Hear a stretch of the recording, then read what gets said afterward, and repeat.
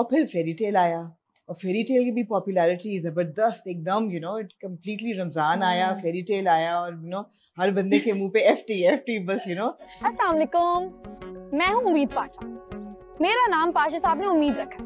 اتنا مقبول ہوا کہ دوسرا سیزن بن گیا. دونوں کی سکسیس اور پاپولیرٹی میں آپ کو کیا فرق لگتا ہے پرسنلی؟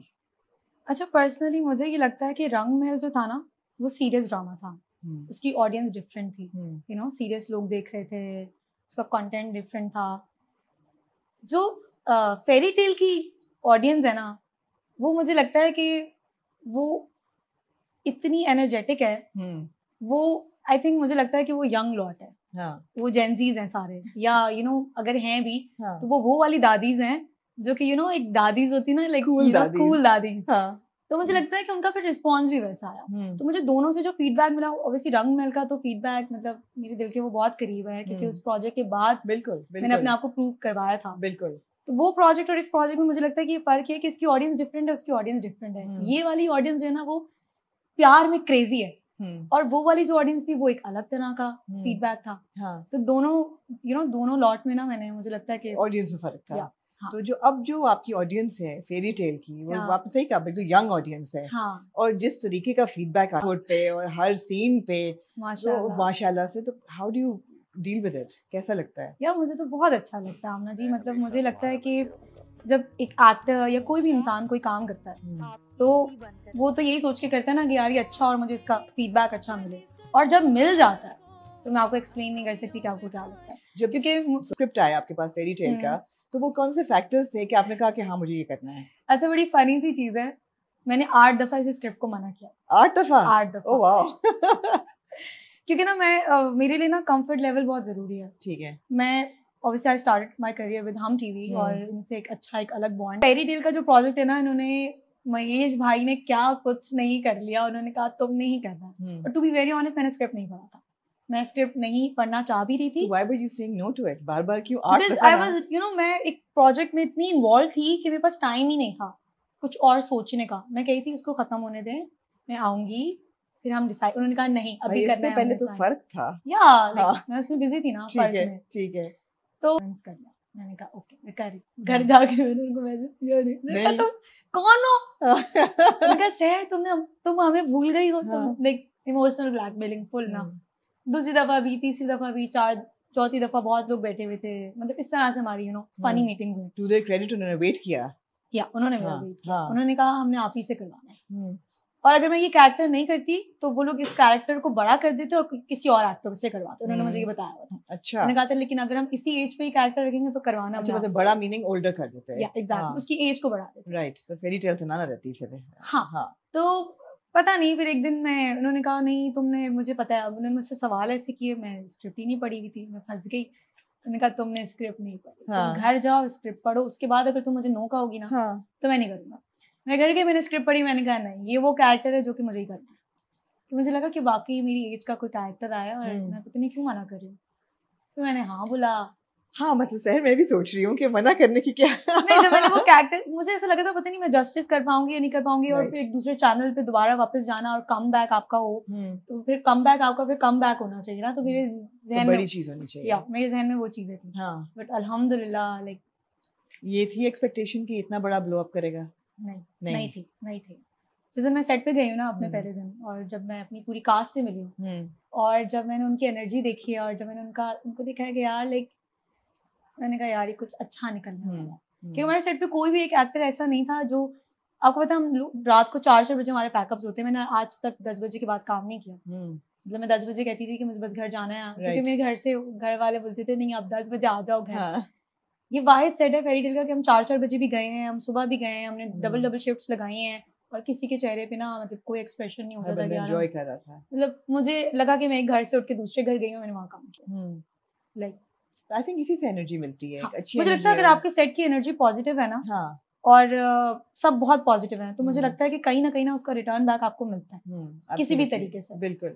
تو وہ ایکٹرس کا اچھا ہونا, دل لگا کے کام کرنا بہت میٹر کرتا ہے. ہاں. یہ یاد ہے کہ کس ایپیسوڈ میں پہلے سیزن میں فیڈ بیک آنا شروع ہوا تھا کہ بھئی یہ تو کریزی سین ہو رہا ہے؟ آنیسٹلی جب ہمارا پہلا ایپیسوڈ آیا تھا نا, تو اس ایپیسوڈ میں ہماری ریٹنگ آئی تھی لیکن فیڈ بیک نہیں آیا تھا. ٹھیک ہے, ریٹنگ آئی تھی لیکن ایک دو نمبر, پتہ نہیں ان لوگوں کا کیا ہوتا ہے numbers, T R P types, یا تو وہ آئی تھی. اب وہ لوگ بات کر رہے تھے, لیکن جس دن سیکنڈ ایپیسوڈ آئی نا اس دن سے گیم شروع ہوئی. سیکنڈ ایپیسوڈ گیم آن تھی. پہلے ایپیسوڈ میں فیڈ بیک آیا تھا, اس کے بعد سیکنڈ ایپیسوڈ سے سیکنڈ تھرڈ, کیونکہ روز چل رہا تھا نا, آئی تھنک اس سے بھی بہت فرق پڑتا ہے. Second third fourth and then feed back آتے آتے آتے, تو میں نے کہا یار پیپل آر کریزی. الحمدللہ ماشاءاللہ. مجھے بتاؤ سحر کہ امید پاشا کا جو کیریکٹر ہے اس میں آپ کو کیا اچھا لگا پرسنلی, یا جب آپ نے جب اسکرپٹ پڑھی تو آپ کو کیا لگا کہ یہ کیسی لڑکی ہے؟ مجھے لگتا ہے کہ ہم جتنے بھی اسکرپٹس پڑھتے ہیں نا ان میں زیادہ تر ہیروئنس پرفیکٹ ہوتی ہیں. ٹھیک ہے, بہت ایشوز ہوتے ہیں بٹ لڑکی پرفیکٹ ہوتی ہے, وہ اچھی ہے, رو بھی رہی ہے, سب کر رہی ہے, بٹ وہ پرفیکٹ ہے. مجھے سب سے اچھا امید کا کیریکٹر یہ لگا تھا, اس کی مجھے سب سے اچھی بات لگی تھی کہ پرفیکٹ نہیں تھی, اس میں کوئی بھی ایسی چیز نہیں تھی جو لائکیبل تھی. مطلب یہ وہ کیریکٹر تھا, بڑا رسکی سا کیریکٹر تھا, بڑی تھن لائن تھی, اور یہ وہ کیریکٹر انوائنگ بھی بہت ہو سکتا تھا. اور بٹ دیکھیں لوگوں کا رسپانس, مجھے ایسا لگتا ہے کہ ہمیں نا اس طرح کے کیریکٹرز بنانے چاہیے. ہر انسان پرفیکٹ نہیں ہوتا, ہم فلاز دکھانا ہی نہیں چاہتے. تو اس لڑکی میں بہت فلاز تھے لیکن پھر بھی یہ ہیروئن تھی. اچھا کیا فلاز تھے اس کے؟ لائک سیریس نہیں تھی زندگی کو لے کر, مطلب وہ چیزیں جو کہ ہم اگر اپنی نارمل زندگی میں دیکھیں تو ہم بولیں گے کیا یہ کون لڑکی کرتی ہے ایسے, مطلب ایسے ہی ہوگا نا, پیسے پھینک دیے, سارے پیسے پھینک دیے تو شو میں جا, بہت چیزیں ہیں. لائک اگر آپ نے پورا کہانی گو تھرو کی ہو تو آپ کو پتا ہوگا یار چیزوں کے بارے میں بات کریں گے, لیکن پھر بھی وہ انوسنٹ ہے, لائکیبل ہے, وہ باغی ہے, وہ کہتی ہے میں نے اسٹینڈ لینا ہے اپنے لیے, کہیں نہ کہیں کچھ چیزوں سے, لیکن خوش ہے, ہیپی ہے, پازیٹیو ہے. سب سے بڑی بات کہ اس میں وہ ایلیمنٹ ہے کہ آپ دل جیت لیتی ہے. آپ کو پتا ہے ایسے کیریکٹرز ہیں, ہاں کیوں نہیں, کیونکہ بہت ساری ایسی لڑکیاں ہیں جو کہ ہیں ایسی, کیونکہ ان کی ایج جب آپ کی کم ہوتی ہے نا, میچور نہیں ہوتے ہو, جب آپ کی ایج ایج بڑھتی ہے آپ کو ریئلائز ہوتا ہے کہ ہاں میں نے وہ غلط کی, گریجولی میچور ہوتے ہو نا. تو بچپن میں مجھے لگتا ہے بچے ایسے ہی ہوتے ہیں, وہ بچی ہے. بچی ہے.